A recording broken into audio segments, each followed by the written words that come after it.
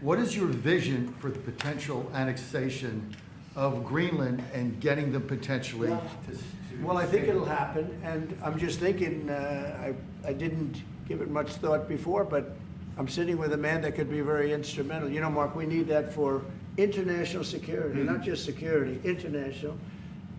We have a lot of our favorite players, you know, cruising around the coast, and we have to be careful. And we'll be talking to you. It's a very appropriate, really a very appropriate question. There's an Thank issue you in the very high much. north, so the Arctic. So what you did, so when it comes to Greenland, yes or not joining the US, I would leave that outside for me, this discussion, because I don't want to drag NATO in that. But when it comes to the high north and the Arctic, you are totally right. The Chinese are now using these routes. We know that the Russians are rearming. We know we have a lack of icebreakers. So the fact that the outside Russia, there are 7 Arctic countries working together on this under US leadership is very important to make sure that that region, that part of the world stays safe. And we know things are changing there and we have to be there. Well, we just had an election there the other day. Do you see a referendum, a plebiscite, where the people of Greenland would be in a position to decide if they want to become part of the United States? Yeah, it was a good election for us, as you know. It was not a referendum.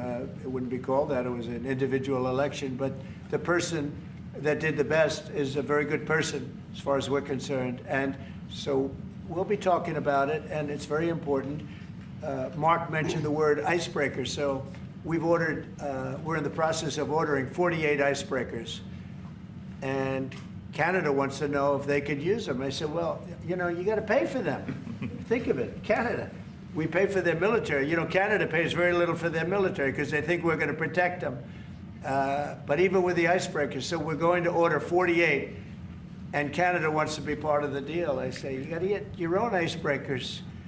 I mean, if you're a state, you can be part of the deal. But if you're a separate country, you've got to get your own icebreakers. Russia, as you know, has about 40 of them.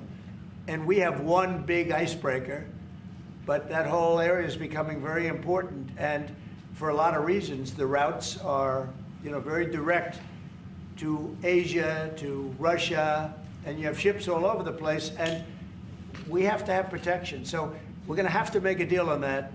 And Denmark is not able to do that. You know, Denmark's very far away and really has nothing to do. What happens? A boat landed there 200 years ago or something, and they say they have rights to it. I don't know if that's true. I don't think it is, actually. But we've been dealing with Denmark, we've been dealing with Greenland, and we have to do it. We really need it for national security.